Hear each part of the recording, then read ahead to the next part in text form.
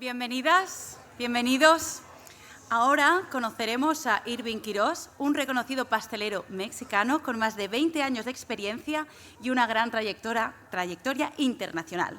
Además de pastelero, Irving es autor de 3 libros, uno de los cuales ha sido galardonado con el premio al mejor libro de panadería del mundo y recibe el título de Pan Artesanal en Casa. En 2023 fue premiado como mejor pastelero mexicano por la Cámara Nacional de la Industria de Restaurantes y Alimentos Condimentados y con la Concha de Oro en Dubái. Antes de comenzar, y para celebrar que hoy estás aquí con nosotros, Yolanda Artigas y Ainhoa Calero, como parte de Junts per Sant Vicenç, quieren darte un obsequio.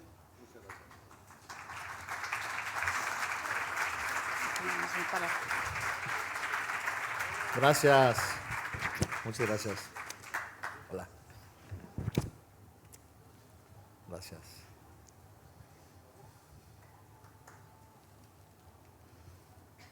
Gracias. Gracias.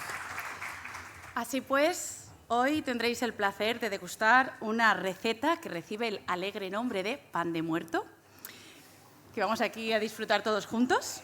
Así que cuando quieras, Irving, comenzamos. Bueno, pues muchísimas gracias.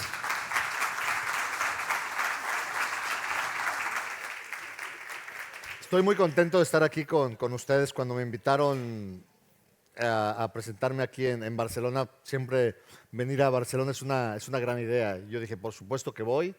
Seguro que me invitaron en el mes de noviembre porque yo dije, vamos a hablar del pan de muerto.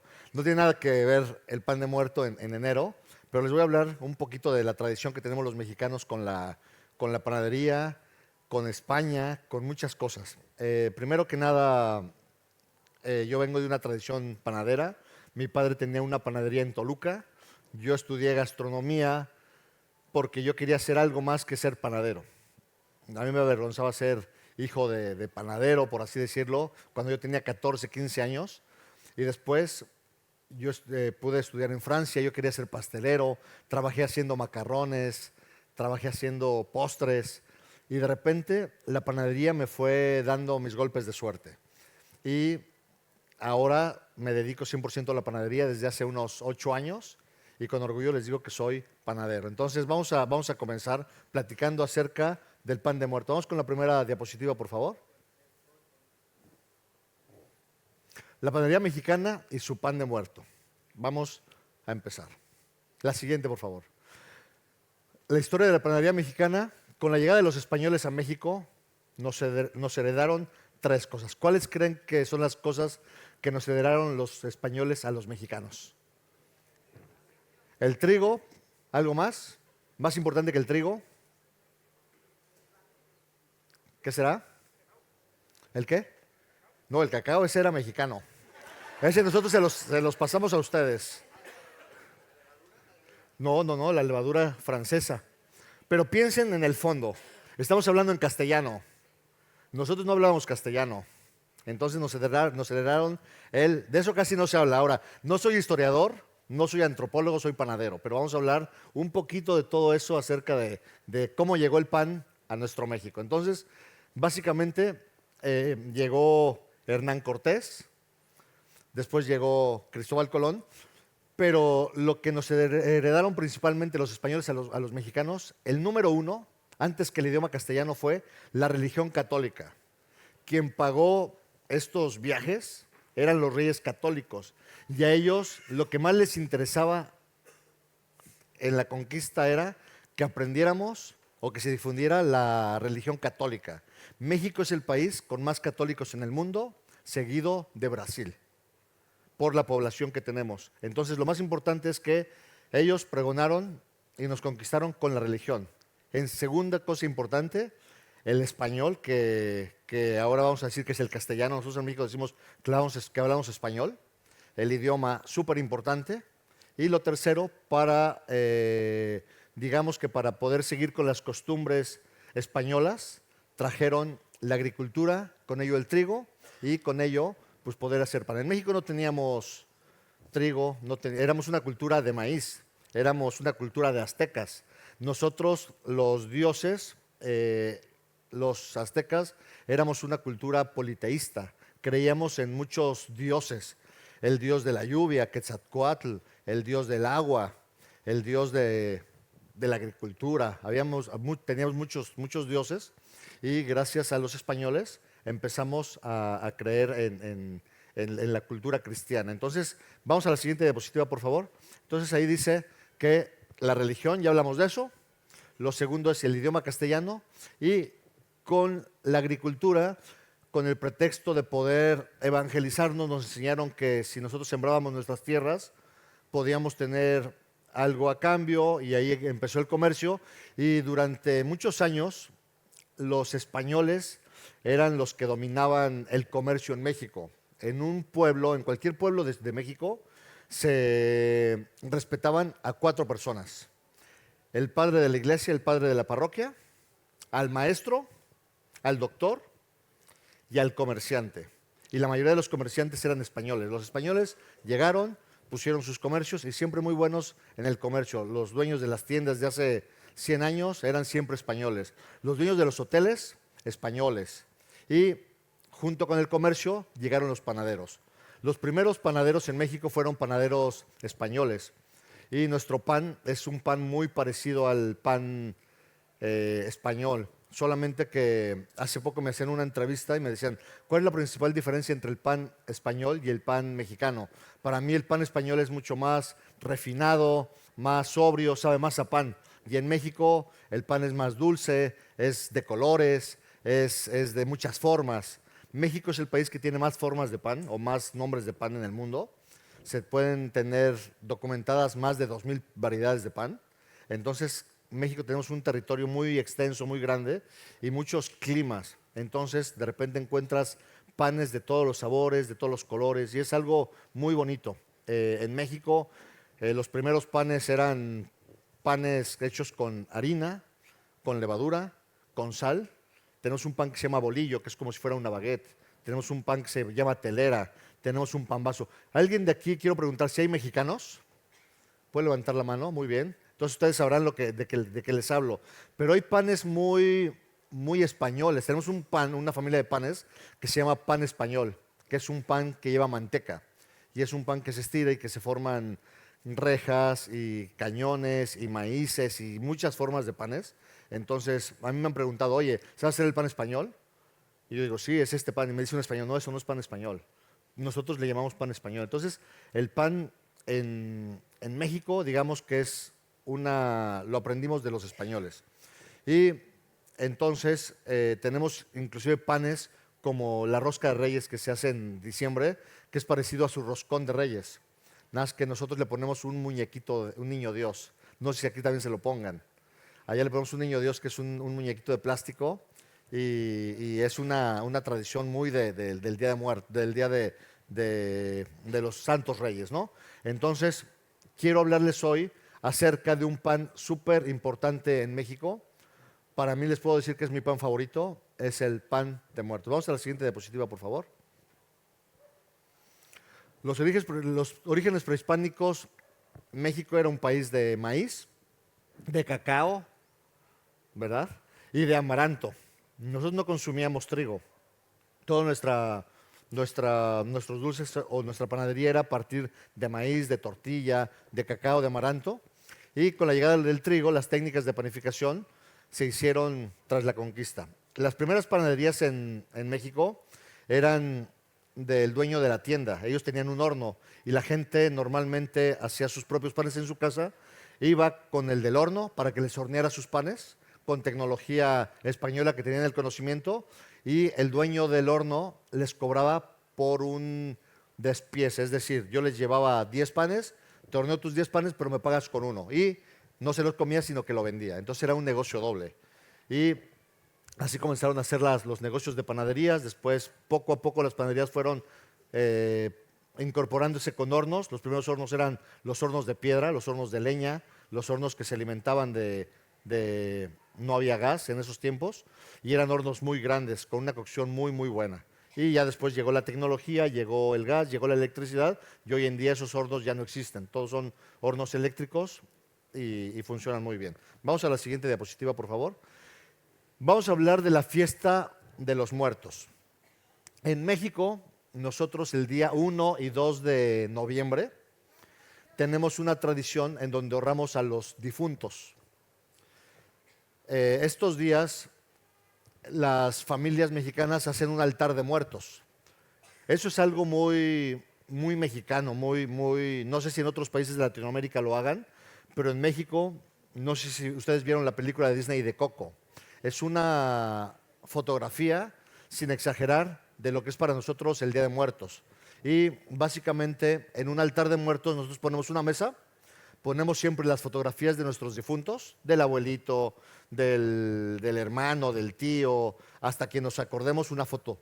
Siempre hay alguna veladora, siempre hay un poco de comida que le gustaba a nuestro difunto, un plato de arroz, un plato de mole, las albóndigas, siempre un plato así distinto.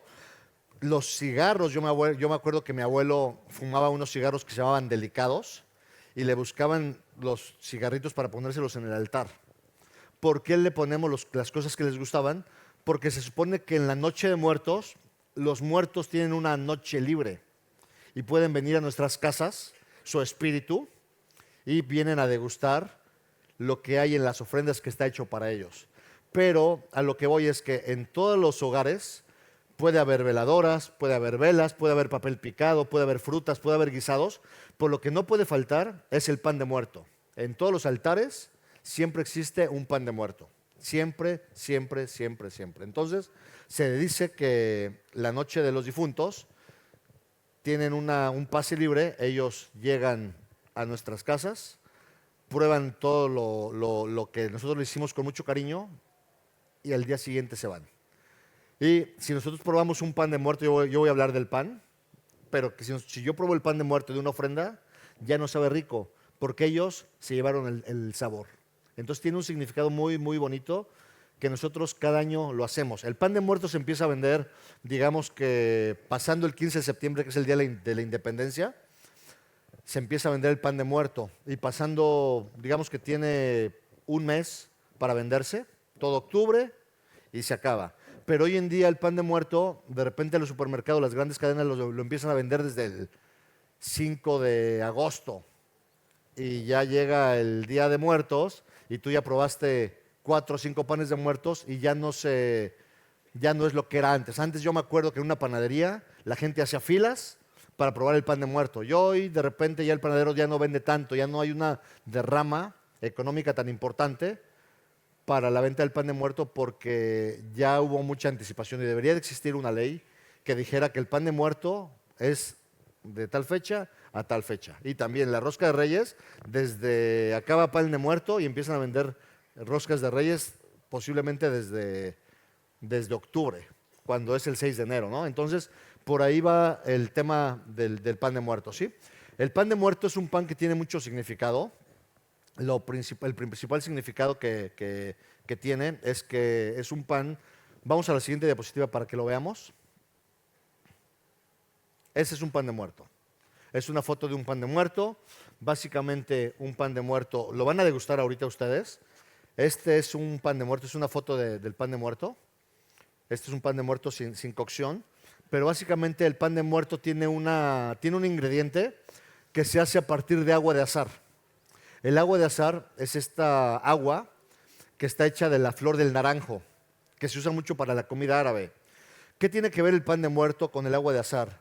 Nuestros abuelos, nuestros papás, para los que tenemos más de 40 años, usaban de loción agua de azahar, agua de Colonia Sanborns, que era una botellota de cristal, así como el amaretto que Disaronno así, donde nos vendían un perfume muy barato en una tienda de México. Y yo me acuerdo a mi abuelito untándose las manos, poniéndose en la cara y olía a azahar todo el tiempo. Entonces, el pan de muerto tiene agua de azahar. ¿Qué es lo que hace? Que nuestro difunto venga a nuestros altares y puedan ir probando el pan de muerto. Tiene muchos significados. Otro significado del pan de muerto es que normalmente, si vamos al anterior, básicamente tiene el pan de muerto. ¿Por qué existe el pan de muerto? Porque los aztecas, Cuenta Hernán Cortés en sus crónicas que los aztecas hacían sacrificios humanos, en donde ponían al guerrero máximo, al vencedor del juego de pelota, y le arrancaban el corazón, y eran unos bárbaros, éramos unos bárbaros los mexicanos, y arrancando el corazón, y luego lo llenaban de semillas de amaranto. Y dicen que había gente que inclusive lo mordía y con eso celebraba el vigor de las peleas y de las batallas y de los juegos. Entonces, a partir de eso dijeron los españoles, vamos a significar o a crear un pan de muerto que para quitar esa tradición tan bárbara. Entonces, el pan de muerto tiene un significado, básicamente se hace una masa de bollo, para mí sería una masa de concha, para ustedes tal vez una masa de brioche, harina, sal, levadura. Les voy a dar la receta. Levadura, azúcar, mantequilla, agua de azahar, ralladura de naranja. Entonces, se hace una bola y se reserva un poco de masa para ponerle los huesitos. Si ustedes ven un pan de muerto, que ahí lo están viendo, lo de arriba significa la cabeza del muerto. Y luego se le ponen 4 extremidades, que ahorita lo vamos a ver de lado, pero las 4 extremidades, que son los huesitos, quieren decir brazo derecho, brazo izquierdo, pierna derecha y pierna izquierda. Entonces, si nosotros vemos un pan de muerto completo, ahí sabemos que tiene un... Nosotros decimos, cuando cortamos el pan de muerto en México, lo está cortando el papá y dices, a mí pásame la mano derecha, a mí pásame el pie izquierdo. Eso no es cierto. Eso no es cierto. Eso es broma. Pero el pan de muerto tiene un significado. Y hace rato platicamos con Olivier Fernández de la Escuela de Pastelería de Barcelona y le digo, yo de niño siempre llegaba un pan de muerto y él quería probarlo. Le digo, arranca la cabecita, que es la parte más rica, el pan de muerto. Entonces siempre la cabecita es lo que yo siempre me comía y de repente cuando ya cortábamos ya era un pan descabezado, por así decirlo. Entonces tiene un significado el pan de muerto que quiere decir los huesitos que se forman se llaman canillas y esos huesitos se coloca 1, 2, 3, 4 y también se colocan vistos desde arriba. Vamos a la siguiente diapositiva. Vistos desde arriba se hacen en una forma perfectamente bien alineada y quiere decir los puntos cardenales de donde nuestros muertos nos están cuidando, del norte, del sur, del este, del oeste, del noreste, del sureste, de todos los puntos. Y si nosotros vemos también un pan de muerto de lado ahí en la vista lateral, estas canillas que escurren son las lágrimas que nosotros le seguimos llorando a nuestros muertitos. Entonces, si nosotros vemos el significado real de un pan de muerto, le vamos a dar la importancia que se le tiene que dar a este pan. Entonces, en México el pan de muerto siempre se hace en temporadas, toda la gente compra pan de muerto y de repente hay de muchos formatos. Hay un pan de muerto de 1 kilo, un pan gigante, gigante, gigante. Hay panes de muerto de medio kilo que sigue siendo un pan grande. Nosotros hoy para la degustación hicimos un pan de muerto de 300 gramos que lo vamos a dividir entre 4 personas y van a ver que es una porción bastante generosa. Y básicamente el panadero ya en los formatos más chicos, en los de 200 gramos y de 100 gramos, no vale la pena ponerle los 4 canillas porque se ve muy amontonado. Entonces en un pan chico básicamente se pone 1 y 2. De hecho, en la foto donde me ponen allá es un pan de muerto individual que solo tiene 1 canilla y 2 para decir brazo, brazo, pierna, pierna y no lleva cabeza porque es tan chiquito que no vale la pena. Pero en un pan de muerto grande es donde se ve el pan perfectamente. Y el pan de muerto también es un pan que varía de región en región. En Toluca, en la ciudad donde yo nací, el pan de muerto lo hacen con azúcar y canela. Al final, al pan de que se hornea, se unta de mantequilla, así fundida, y luego se le pone en la licuadora azúcar y canela y queda como una azúcar pulverizada, acanelada, y le ponen. Y esa es una receta de la familia. Y cuando tuve la suerte de escribir este libro, que es el libro Panes Mexicanos, que es de Editorial Larousse, es un libro que para mí es mi tarjeta de presentación más grande. Antes yo quería hacer macarrones, quería hacer chocolates, quería hacer postres. Y cuando sale este libro a la venta, realmente ha sido un éxito. Es uno de los libros más vendidos por Editorial Larousse. Es un libro que para la gente que ha escrito libros, se han vendido más de 50,000 ejemplares. y 50,000 ejemplares, créanme que es un número muy grande en un país donde se lee tan poco como México. Entonces es un libro que ha sido, por muchos años, ha estado presente y es un libro en donde yo hablo del pan de muerto, hablo de las conchas, hablo de la panadería mexicana, por supuesto viene el pan español, vienen muchos panes que son muy, muy bonitos. Entonces, en mi familia lo hacen con azúcar y canela y yo quise poner la receta de mi familia. Por si te vas a Oaxaca, a Veracruz, que es el sur en Puebla, que es el sur de la Ciudad de México, el pan de muerto lo encuentras con huevo y con semillas de ajonjolí.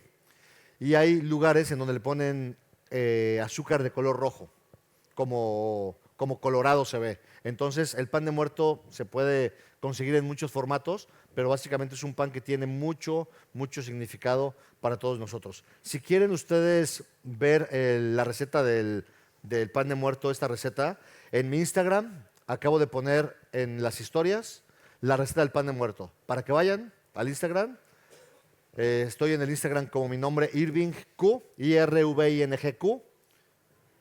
Ahí están en mi última historia, penúltima historia posiblemente, denle un screenshot y por ahí estamos platicando, por supuesto, acerca del pan de muerto, ¿sí?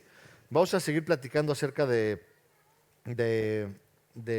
pan de muerto. El pan de muerto es un pan que normalmente cada familia mexicana se tiene la estadística que prueba al menos 2 tipos de panes de muerto. Entonces la gente en México va y prueba un pan de muerto y prueba otro tipo de pan de muerto. Cuando es época de pan de muerto se hacen concursos de quién es el mejor pan de muerto de la panadería, así como aquí se hace el concurso del mejor croissant de España o el mejor panetón de España. Ahora en México ya se empezó a hacer el concurso de la mejor concha de México, que fue un concurso que hizo una escuela de México con la Escuela de Pastelería del Gremio de Barcelona y gracias a eso se está impulsando a tener una mejor panadería. Hoy en México están llegando panaderos importantes a dar capacitaciones. Ustedes piensen en México como una España de hace muchos años y hoy, pero cada vez estamos nosotros cerrando más la brecha para tratar de ir con ustedes. Hace 8 años yo empecé a hacer croissants y mis libros más importantes, mis referencias, eran de chefs de aquí de Barcelona. Mañana me pienso ir a dar una vuelta y probar algunos de sus panes, pero siempre es muy bonito pensar en nuestro país y pensar en España como a donde nosotros queremos llegar a ser. Entonces, hoy estoy aquí muy, muy contento de estar con ustedes.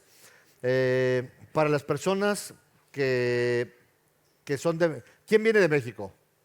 Por ahí levantaron la mano algunas personas. Mencióname, por favor, 3 panes mexicanos, que yo espero que estén aquí. A ver si te acuerdas. La concha. Los cuernitos están acá. Y un pan más. Las orejas. Este libro es para ti. Un aplauso.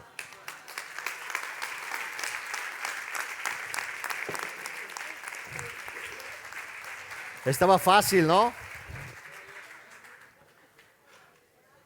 Alguien que no sea mexicano. Allá, levantaste la mano tú, que estás allá. Tú. Sí.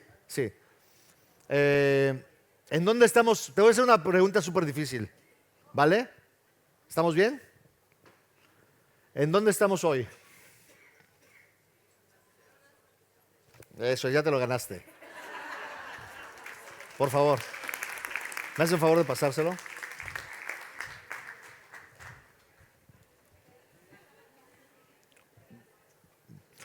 En mi historia como panadero tengo muchas anécdotas, muchas historias. Cuando estamos haciendo el libro de panes mexicanos, este libro de panes mexicanos, la editorial me dijo: Irving, vamos a hacer el libro, tenemos que hacer las fotos. Ven a nuestra cocina en Ciudad de México para hacer las fotos. Y cuando voy a la cocina, yo encontré un hornito eléctrico de estos Black & Decker pues, de casa, ¿no? Muy casero. Y yo le dije a la editorial de Larousse: oye, aquí no podemos hacerlos. ¿Cómo me atrevo a decirle que no se podía? Entonces yo le dije: ¿sabes qué? Aquí no vamos a hacer el libro. Y ella me decía: ¿por qué no? Digo: es que en tu hornito un bolillo no va a quedar bien hecho. Un bolillo es un pan que tiene que greñar como una masa madre, muy bonito. Una mantecada, que es un pan que tiene un copetito y si no está bien cocido, va a quedar chato. Entonces le dije, no podemos hacer aquí el libro. Y ella me dice, bueno, si no lo podemos hacer aquí, consíguete una escuela en donde podamos hacer el libro y las fotos. Entonces yo le dije, bueno, tengo buena relación con muchas escuelas en México donde he estado dando clases y empecé a buscar una cocina para hacer el libro que estuviera en Ciudad de México, porque ahí estaba el fotógrafo, la editora y muchas, prácticamente todos. Y me dicen las escuelas, ¿sabes qué, Irving?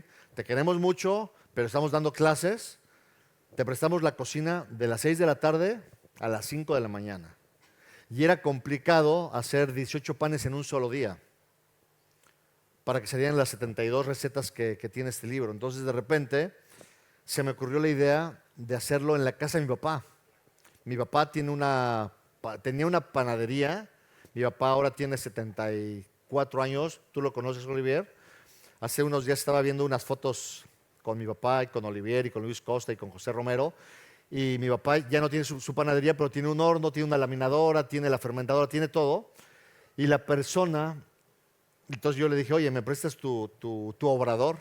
Y él me dijo, sí, ¿qué vas a hacer? Era como que sorpresa.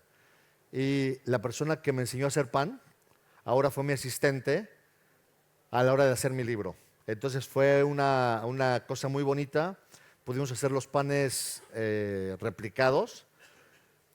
Si ustedes me preguntan cuál es mi pan favorito, en México tenemos un pan que se llama concha, que básicamente es un bollo de brioche, que tiene una pastita azucarada de azúcar, mantequilla, harina, y luego se marca como una concha de mar. De hecho, esta es una concha. Y ahora tengo 3 libros, y el único pan que se repite en mis 3 libros es la concha. Mi segundo libro se llama Pan Artesanal en Casa. ¿Por qué creamos un segundo libro? Porque me dice el editorial, oye, ¿qué más quieres hacer para tus lectores? Yo no pensaba convertirme en un escritor de libros. Y yo decía, ¿cómo que qué más? Sí, a tu libro le he ido muy bien, vamos a hacer algo más. Y la gente me preguntaba siempre, ¿por qué no está el croissant en tu libro de panes mexicanos? Yo decía, porque el croissant es francés. ¿Por qué no está la focaccia? De verdad eso me preguntaban. ¿Por qué no está la focaccia en tu libro de panes mexicanos? Porque la focaccia es italiana. ¿Por qué no está el pretzel? Pues porque el pretzel es alemán. Entonces me ocurrió hacer un libro con el mismo formato sencillo y se llamó Pan Artesanal en Casa. Todos los panes del mundo hechos con un formato muy sencillo en casa. Y así surgió el segundo libro, y en el segundo libro viene una receta de conchas. ¿Por qué? Porque también la concha yo quería que estuviera en todo el mundo, digamos, y también el bolillo. Y ya en mi tercer libro, que ya es un libro más libre, más mío, se llama La panadería de Irving Quirós. En ese libro puse una concha de mazapán. El mazapán para el mexicano no es este mazapán de almendras con azúcar que se hace pasta, es cacahuate molido con azúcar glass y se hace algo compacto y es algo que te comes en la boca desde niño y se rompe. Entonces yo hice una concha que hice la masa de bizcocho, la masa de la concha, le puse trocitos de cacahuate tostado dentro de la concha para que la gente se encontrara con el tropiezo del cacahuate tostado, y en el centro le puse un pedazo de mazapán, medio mazapán pulverizado. Entonces cuando lo muerdes te encuentras el cacahuate tostado, te encuentras en el centro como si fuera pinole, que es un maíz tostado, que se deshaga el mazapán, y en la concha le puse la mantequilla, el azúcar glass, la harina y un poco de mazapán. Entonces son sabores que te llevan a un dulce mexicano tan de tradición como es el mazapán. Vamos por ahí con la degustación del pan de muerto, porque supongo que ya lo querrán probar, ¿no? Vamos a probar el pan de muerto, a ver qué les parece, pero el pan de muerto básicamente es un pan de mis panes favoritos. Es un pan que esperamos cada año para probarlo. Es un pan que no está todo el año, entonces yo siempre el pan de muerto me encanta. Vamos a probar el pan de muerto.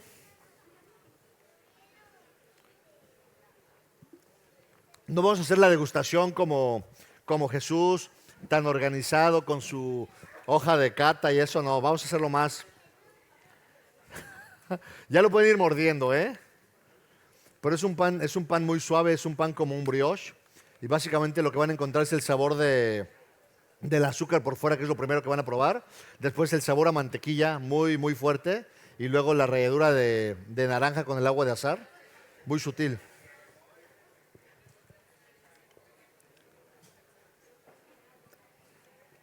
¿Quién falta de pan? Muchísima gente todavía falta de pan, ¿va? Hay para todos, ¿eh? Si alguien falta de pan, yo traje para todos. Ahí viene el pan, ahí viene el pan. Ahí va el pan.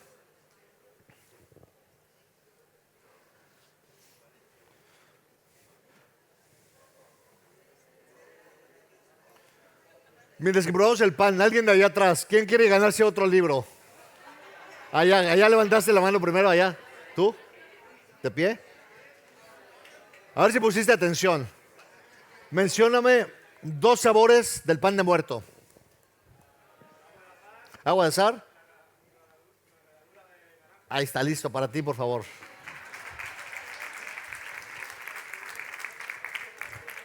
En México decimos que somos bien barcos cuando hacemos cosas muy fáciles, pero no pienso cargarme con los libros de vuelta. Gracias. Ahí va el pan de muerto. Les voy a platicar un poquito la odisea de llegar aquí a Barcelona. ¿Les puedo platicar rápidamente? Yo tenía que tomar el vuelo el día miércoles, 22 de enero. Ese día cumpleaños de mi esposa. Cuando le dije, me voy a Barcelona el día de tu cumpleaños, no fue buena idea. ¿Va? Pero pude desayunar con ella, pude comer y llegué al aeropuerto con mucho tiempo de anticipación para tomar el vuelo de las 4 de la tarde. Cuando tomo el vuelo, me dicen, señor, su vuelo está retrasado. Va a salir a las 7:10 de la noche y yo tenía mi vuelo a las 8 de la noche de Ciudad de México. O sea, no me daba tiempo de hacer la conexión porque volaba por otra aerolínea. Entonces le dije, ponme en un vuelo anterior. El siguiente vuelo era a las 6 de la tarde, por lo cual no podía llegar a Ciudad de México. Entonces fui a una aerolínea que se llama Volaris. Me dicen, el siguiente vuelo es a las 10. Voy a Aeroméxico, no hay vuelos el día de hoy. Entonces ya llamamos a la aerolínea, al final pudimos hacer el cambio. Y yo llegué ayer, aterricé en Barcelona a las 7:05 de la noche, a esta hora posiblemente. Llegué hablando con Saraí de la Escuela de Pastelería de Barcelona, me hicieron el mise en place y a ella se le ocurrió la idea de hacer la masa el día anterior. Ella me decía que para que la masa estuviera reposada, y sí, cuando hacemos un pan y lo reposamos la noche anterior tiene mucho sabor, y hoy me confesó que era por si no salía, podríamos tener una segunda oportunidad para hacerla hoy. Entonces ayer llegué, lo primero que hice llegando a Barcelona fue tomar un taxi hacia la escuela y a las 8:30 estábamos amasando esta masa. Por suerte tenía todos los ingredientes bien pesados, me pude ir a descansar. Y hoy en la mañana empezamos a formar los panes a las 9 de la mañana. A la 1 de la tarde los estábamos horneando y entonces tienen este sabor. Es un pan que te puede durar 2 días sin problema. Es una receta muy rica. Para los que son de México seguramente estás probando el pan y dices, es una cosa increíble. Entonces espero que les haya gustado el pan. Y vamos a la última diapositiva, por favor. La que sigue. Dice, espero que después de hoy, cada vez que escuchen sobre el pan de muerto, recuerden no solo acerca de un pan delicioso, sino un símbolo de nuestra conexión con nuestros seres queridos. Muchas, muchas gracias.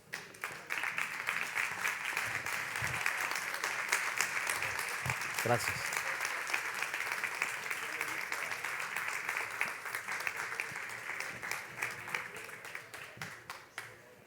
Si alguien tiene alguna pregunta, tendremos unos minutitos. Con gusto. Ah. Sí, sí. ¿Puede ser levadura prensada también o no? Si es prensada, usa el doble. Sí, el doble, sí. No sabía que les iban a dar un recetario. Yo subiendo mi receta al Instagram, pero esa receta que ustedes tienen está perfecta. ¿Sí? Con mucho gusto. Si alguien tiene alguna otra duda.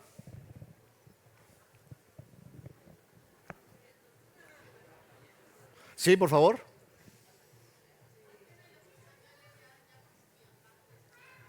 Nosotros consumimos un pan, pero más parecido a una galleta. La pregunta es que si antes de la llegada de los españoles y de la conquista, nosotros consumíamos pan. Como no existía el trigo, no consumíamos el pan de por sí, pero consumíamos tlaxcalis, tortillas, que eran como unas galletitas hechas de miel con harina de maíz. Y eran unas galletitas duras que se siguen consumiendo en Tlaxcala, en pueblos de México, pero eran como un tipo polvorón y ese era nuestro pan de antes.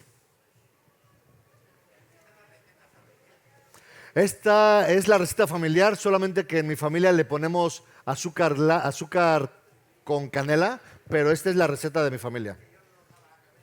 Sí, sí, sí. Sí, este no tiene canela, o sea, porque la canela la tiene afuera, pero si la quieres hacer familiar, solamente tendrías que ponerle canela con azúcar. En mi familia no usamos agua de azahar. No, en la casa de los Quirós, vaya. ¿Alguien más tiene alguna pregunta, por favor?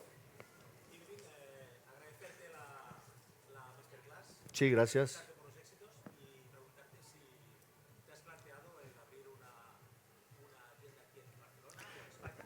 Fíjate que no me lo he planteado, pero este año tengo un propósito de hacer mi propia panadería.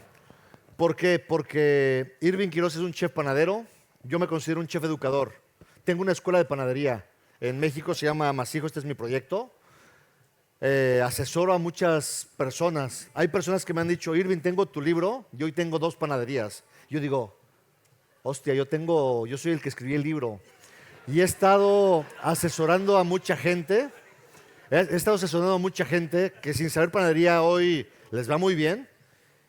Y no quiero que se me pase la vida dando cursos. Mi vocación es dar clases. Me encanta enseñar, me encanta ayudar. En redes sociales soy muy activo. La gente me pregunta y yo respondo. Les juro que lo que me pregunten de panadería yo, y si no me lo sé, lo investigo. Pero este año tengo el proyecto de abrir mi propia panadería en Monterrey. Y espero que se cumpla, ¿no? No, gracias. Gracias.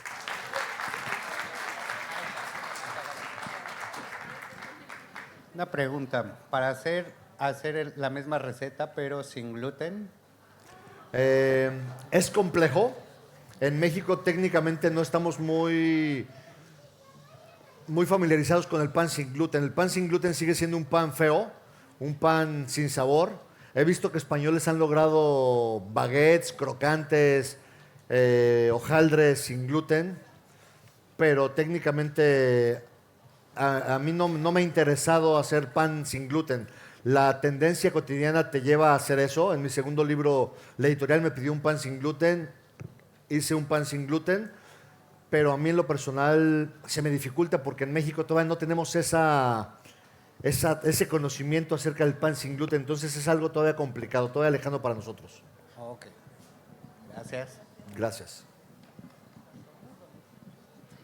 ¿Alguien más? ¿Por allá atrás? Gracias. Ahí viene. ¿No hay celíacos en México? Sí hay celíacos. Sí, hay celíacos, pero ¿sabes qué pasa? Que sí, no, obviamente hay celíacos y no quiero decir que a mí no me importa. Una vez me invitó la marca Thermomix a hacer una demostración para celíacos y yo llevé panes horneados en mi horno. Volé a Ciudad de México y yo hablaba acerca de la gastronomía, pero junto a mí había un nutriólogo, un doctor, y primero preguntó, era un congreso de celíacos, imagínate, de celiaquía, y dijo, ¿quién de ustedes es celíaco? Levantaron la mano 10 personas, que aprendí que la celiaquía no es una enfermedad, sino una condición. Y con eso dijeron, bueno, ustedes no prueben el pan que hizo Irving, porque aunque estaba hecho con ingredientes autorizados por la Asociación de Celiaquía, los horneé en mi horno con trigo y por eso no los pudieron probar. Entonces sé que es una cosa muy seria, pero sí me gustaría quizás en un futuro hacer, pero claro que hay celíacos en México como hay celíacos en todo el mundo. Gracias. Por favor. Sí, todas mis recetas de mis libros se pueden hacer en un horno de casa, todas. Está hecho con un lenguaje muy fácil para que la gente lo haga. El público que yo tengo es un público muy amateur. Gracias a los libros llegué a una comunidad de lectores que quieren hacer pan. Tengo ahora un programa de tele en el canal del Gourmet de allá en toda Latinoamérica y mi contenido es muy para casa. Entonces yo quiero que la gente se atreva a hacer pan, que la gente se les quite el miedo y que la gente se atreva a hacer su primer pan. Eso es lo que yo siempre quiero hacer. Muchísimas gracias.